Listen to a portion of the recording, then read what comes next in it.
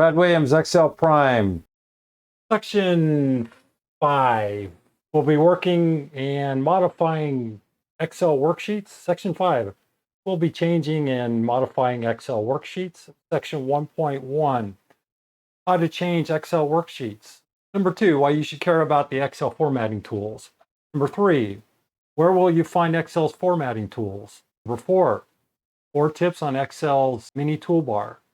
Number 5, how to use Excel's dialog box. Number 6, how to lay out an Excel worksheet. Number 7, change Excel fonts. Section 8, the secrets to changing Excel's text alignment. Number 9, save text space by merging cells. Number 10, proof that conditional formatting really works. Number 11, what are data bars? Number 12, how to turn your color scales from 0 to hero. Number 13, 5 smart ways to use icon set. 14, formula-based rules. This is what professionals do. 15, 3 easy steps to understanding relative and absolute reference. 16, how not to make a mess with conditional formatting.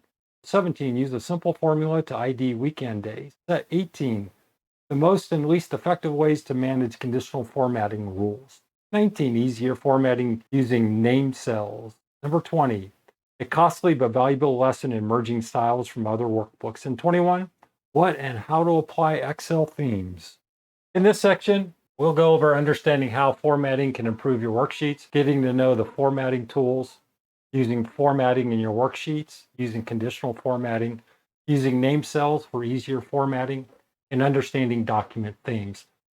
Brad Williams, Excel Prime. See you soon.